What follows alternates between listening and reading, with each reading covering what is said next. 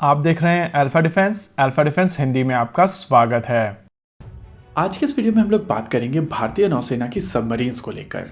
Recently भारतीय नौसेना और पीएमओ के बीच में एक अग्रीमेंट हुआ है जिसके तहत भारतीय नौसेना प्रोजेक्ट 75I कॉन्ट्रैक्ट में कुछ बदलाव कर सकती है और इन बदलाव के चलते भारतीय नौसेना का ये प्रोजेक्ट जो पिछले 10 साल से फंसा पड़ा है वो अब आगे बढ़ेगा। और केवल यही नहीं, नौसेना की तरफ से पीएमओ को ये भरोसा दिलाया गया है कि आने वाली नेक्स्ट सबमरीन्स भारत में पूरी तरीके से बनाई जाएंगी। इसके अलावा अगर सारे प्लान्स पूरी तरीके से एग्जीक्यूट होते हैं तो साल 2030 तक भारतीय नौसेना के पास में 36 सबमरीन्स होंगी। लेकिन इस चीज को समझने से पहले आइए हम लोग बात कर लेते हैं अनअकैडमी के बारे में। अनअकैडमी इंडिया का सबसे बड़ा लर्निंग प्लेटफॉर्म है और अगर आप डिफेंस फोर्सेस को ज्वाइन करने की तैयारी कर रहे हैं तो ये प्लेटफॉर्म आपके लिए काफी ज्यादा यूजफुल होगा। अगर आप तैयारी कर रहे हैं NDA, CAPF, SSB, CDS, AFCAT, Indian air force, navy या कोस्ट गार्ड की, तो आपको 47% तक का डिस्काउंट मिल सकता है। इसके अलावा आपको 6 महीने तक का फ्री सब्सक्रिप्शन भी मिल सकता है अगर आप हमारा कूपन कोड alpha22 यूज करते हैं। अगर आप एनडीए 2 की तैयारी कर रहे हैं तो आपको ये पता ही होगा कि एनडीए 2 का एग्जाम केवल 1 महीने दूर है और अगर आप अंतिम अभ्यास करना चाहते हैं, जैसा कि बैच का नाम है, तो आप इस बैच को ज्वाइन कर सकते हैं जो 8 अगस्त को शुरू हुआ था। और इस बार के ऑफर में एक इंटरेस्टिंग चीज है कि आप 1 महीने का सब्सक्रिप्शन भी ले सकते हैं और सीडीएस 2 वाला बैच भी 8 अगस्त को ही शुरू हुआ है। इसके अलावा अगर आप सीएपीएफ 2023 की तैयारी कर रहे हैं तो इसके लिए 1 ईयर कंप्लीट बैच 18 अगस्त को शुरू हो जाएगा। देखिए, अनअकैडमी के सब्सक्रिप्शन 2 प्रकार के होते हैं, आइकॉनिक और प्लस। अगर आप आइकॉनिक की बात करें तो इस सब्सक्रिप्शन के साथ में आप अपने लाइव डाउट क्लियर कर सकते हैं। इसके अलावा आपको 1-on-1 मेंटरशिप मिलती है, आपको फोकस टेस्ट सीरीज मिलती है और मॉकअप इंटरव्यूज मिलते हैं। साथ ही साथ प्लस सब्सक्रिप्शन के सारे बेनिफिट आपको इसमें मिलते हैं। याद रहे, ये ऑफर 12 अगस्त तक ही वैलिड है और डिस्काउंट को क्लेम करने के लिए आप हमारा कूपन कोड alpha22 यूज करना मत भूलिएगा। इनके लिंक आपको डिस्क्रिप्शन में मिल जाएंगे। आइए अब शुरू करते हैं आज का वीडियो। देखिए, नॉर्मली जब भी हम लोग सबमरीन्स को लेकर बात करते हैं तो ये डिबेट बिल्कुल अलग डायरेक्शन में चली जाती है और कहीं ना कहीं वो एयरक्राफ्ट कैरियर वर्सेस सबमरीन वाला डिबेट शुरू हो जाता है। लेकिन यहाँ पर ये समझना बहुत जरूरी है कि ये दोनों अलग अलग इंपॉर्टेंट चीजें हैं जो साथ में मिलकर काम करती हैं और सबमरीन्स एक एयरक्राफ्ट कैरियर बैटल ग्रुप का इंटीग्रल हिस्सा हैं जो एक कैरियर बैटल ग्रुप को और भी ज्यादा कॉम्प्रिहेंसिव बनाती हैं। हालांकि सबमरीन एक लोन वुल्फ की तरह भी काम कर सकती है लेकिन उसकी इफेक्टिवनेस लिमिटेड हो जाती है।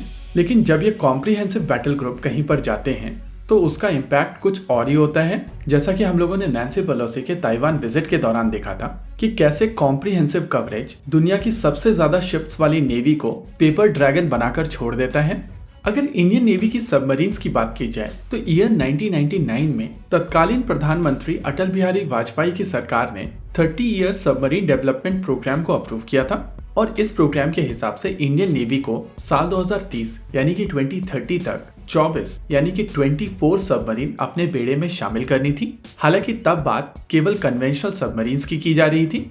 वैसे अगर आप चीजों को कॉन्टेक्स्ट में डालने की कोशिश करें तो यहाँ पर यह समझना जरूरी है कि हिस्टोरिकली भारत की तरफ से सबमरीन डेवलपमेंट को लेकर फोकस रखा गया था और जो HDW डील हुई थी यानी कि टाइप 209 सबमरीन्स की जो डील हुई थी, वहां पर करप्शन, इकोनॉमी के साथ साथ सैंक्शंस भी एक बहुत इंपॉर्टेंट फैक्टर था। और नेचुरली जहां पर भी वेस्ट की तरफ से इंडिया के ऊपर सैंक्शंस लगाए गए थे वहां पर सोवियत यूनियन और रशिया ने एक बिजनेस अपॉर्चुनिटी को देखा और भारत को ये वेपन सिस्टम सप्लाई कर दिए। देखिए, प्रोजेक्ट 75 जिसको बेसिकली प्रोजेक्ट 75 और 75I में डिवाइड कर दिया गया था, इन दोनों प्रोजेक्ट्स के माध्यम से इंडियन नेवी को 12 सबमरीन्स मिलनी थी, जिसके बाद 12 सबमरीन्स जो एग्जिस्टिंग इंडियन नेवी की सबमरीन्स को रिप्लेस करती उनको इंडिया में बनाया जाना था। लेकिन चीजें वैसे मूव नहीं कर पाई जैसा कि इंडियन नेवी और भारत सरकार चाहती थी। देखिए, प्रोजेक्ट 75 के साथ में जो सबसे बड़ी परेशानी थी वो एयर इंडिपेंडेंट प्रपल्शन सिस्टम को लेकर थी। वैसे तो एयर इंडिपेंडेंट प्रपल्शन सिस्टम 5 अलग अलग प्रकार के होते हैं, लेकिन प्रैक्टिकल एप्लीकेशन में यूज किए जाने वाले एयर इंडिपेंडेंट प्रपल्शन सिस्टम 3 प्रकार के होते हैं। पहला है क्लोज साइकिल स्टीम टरबाइन, दूसरा है स्टर्लिंग साइकिल इंजन और तीसरा है फ्यूल सेल। अगर क्लोज साइकिल स्टीम टरबाइन की बात की जाए तो इसी टेक्नोलॉजी का प्रयोग करते हुए फ्रांस की तरफ से मेस्मा AIP बनाया गया था और मेस्मा AIP में मूविंग पार्ट्स होने के कारण इनके नॉइस लेवल ज्यादा हैं, जिसके कारण भारतीय नौसेना ने अपनी स्कॉर्पियन क्लास की सबमरीन्स में इस मेस्मा AIP का प्रयोग नहीं किया था। दूसरा टाइप, जिसको स्टर्लिंग साइकिल इंजन कहा जाता है, उसका प्रयोग स्वीडन और जापान की सोरियो क्लास की सबमरीन्स में किया जाता है। और इस तरीके के एयर इंडिपेंडेंट प्रोपल्शन सिस्टम में भी मूविंग पार्ट्स होते हैं, जिसके वजह से इनका नॉइस लेवल कंपैरेटिवली ज्यादा होता है। तीसरा जो सिस्टम है उसको फ्यूल सेल टाइप AIP कहा जाता है, और इस तरीके के AIP किसी भी प्रकार के मूविंग पार्ट के साथ में नहीं आते हैं, जिस वजह से ये कंपैरेटिवली ज्यादा स्टेल्दी होते हैं। इस तरीके के एयर इंडिपेंडेंट प्रोपल्शन सिस्टम का प्रयोग जर्मनी, स्पेन, साउथ कोरिया और DRDO के एयर इंडिपेंडेंट प्रोपल्शन सिस्टम में किया जाता है। फ्यूल सेल टाइप के एयर इंडिपेंडेंट प्रोपल्शन सिस्टम की टेक्नोलॉजी एक काफी ज्यादा कॉम्प्लेक्स टेक्नोलॉजी है, और इनकी परफॉर्मेंस लैब और पानी के अंदर काफी ज्यादा डिफरेंट होती है।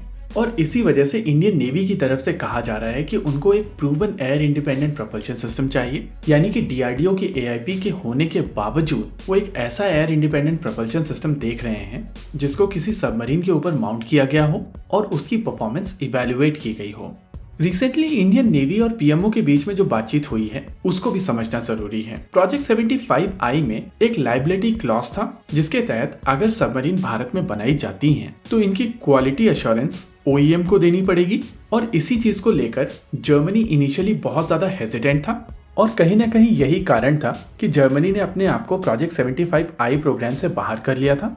लेकिन अब इस अमेंडमेंट के बाद में चांसेस हैं कि जर्मनी दोबारा इस कंपटीशन में पार्टिसिपेट करे, और नेचुरली उनका डायरेक्ट कंपटीशन साउथ कोरिया और स्पेन के साथ में होगा। PMO और इंडियन नेवी के बीच में जो डिस्कशन हुआ था, वहां पर नेवी की तरफ से यह भी अश्योर किया गया था कि प्रोजेक्ट 75I के बाद में इंडियन नेवी सभी सबमरीन्स को इंडिया में बनाएगी, और यहीं से ये सबमरीन बाहर एक्सपोर्ट भी की जाएंगी। आप में से कई लोग कहेंगे कि रशिया के पास में भी एक फ्यूल सेल टाइप का एयर इंडिपेंडेंट प्रोपल्शन सिस्टम है, लेकिन उनकी प्रॉब्लम ये है कि उनका air independent propulsion system proven नहीं है, और इसी वजह से ये competition straight forward Spain, Germany और साउथ कोरिया के बीच में ही रह जाता है। साल 2030 तक 36 सबमरीन वाले फंडे को समझने के लिए आइए नजर डालते हैं इंडियन नेवी की करंट और फ्यूचर फ्लीट के ऊपर। नॉर्मली सबमरीन दो प्रकार की होती हैं, एक कन्वेंशनल यानी कि डीजल इलेक्ट्रिक सबमरीन्स और दूसरी न्यूक्लियर पावर्ड सबमरीन्स। अगर कन्वेंशनल सबमरीन्स की बात करें तो इस समय भारतीय नौसेना के पास में सुकुमार क्लास की 4 सबमरीन्स हैं, जो बेसिकली जर्मनी से अक्वायर की गई टाइप 209 सबमरीन्स हैं। इसके अलावा रशिया से अक्वायर की गई सिंधुघोष क्लास की सबमरीन 7 के नंबर में नौसेना के साथ में ऑपरेशनल हैं। इन सबमरीन्स को काफी तेजी से नौसेना की तरफ से रिटायर किया जा रहा है, हालांकि कुछ प्लान्स इनको अपग्रेड करने के भी हैं। तो इस मोमेंट पर ये चीज क्लियर नहीं है कि कितनी सबमरीन्स इंडियन नेवी होल्ड करेगी। वहीं पर अगर बात की जाए इंडियन नेवी की सबसे लेटेस्ट सबमरीन्स की, तो ये स्कॉर्पियन क्लास की सबमरीन्स हैं, जिनकी टेक्नोलॉजी को फ्रांस से अक्वायर किया गया है और मस्काओ डॉक में इनको बनाया गया है। वहीं पर अगर न्यूक्लियर पावर्ड सबमरीन्स की बात की जाए तो इस समय भारत में SSBN यानी कि ballistic missile nuclear powered submarines बनाई जा रही हैं। इस कैटेगरी में अरिहंत क्लास की 2 सबमरीन ऑलरेडी भारतीय नौसेना के बेड़े में शामिल कर ली गई हैं। वहीं अगर बात की जाए बड़ी S4 क्लास की सबमरीन्स की, तो इस क्लास की पहली सबमरीन बनकर तैयार है। वहीं पर दूसरी सबमरीन के ऊपर फिटिंग चालू है। साथ ही नेवी ने यह भी प्लान किया है कि आने वाले समय में S5 क्लास की बड़ी सबमरीन्स को भी वो अपने बेड़े में शामिल करेंगे। और उसके साथ ही दूसरी ओर न्यूक्लियर पावर्ड अटैक सबमरीन्स को लेकर भी इंडियन नेवी प्लान कर रही है। हालांकि नेवी चाहती है कि इन सबमरीन्स को भी भारत सरकार की तरफ से अलग से फंड किया जाए। इन शॉर्ट, अगर ये सारे प्लान एग्जीक्यूट कर लिए जाते हैं तो साल 2030 से 35 तक भारतीय नौसेना के पास में 36 सबमरीन्स होंगी। लेकिन उसी समय तक भारतीय नौसेना को किलो क्लास की सबमरीन और टाइप 209 सबमरीन्स को रिटायर भी करना पड़ेगा। हालांकि ये चीज भी हम लोग जानते हैं कि S5 क्लास की सबमरीन का ऑर्डर केवल 3 सबमरीन तक लिमिटेड नहीं रहेगा, और इसी वजह से कहा जा सकता है कि नंबर केवल 36 तक लिमिटेड नहीं रहेगा। चीजें आगे बढ़ेंगी और बढ़ना भी चाहिए, क्योंकि अगर आप चाइना को आज देखें तो उनके पास इस समय लगभग 60 सबमरीन्स हैं और काफी तेजी से चाइना सबमरीन्स बना रहा है। इसी के साथ आज के इस वीडियो में रखते हैं केवल इतना ही। वीडियो को अंत तक देखने के लिए धन्यवाद। देखते रहिए अल्फा डिफेंस। जय हिंद।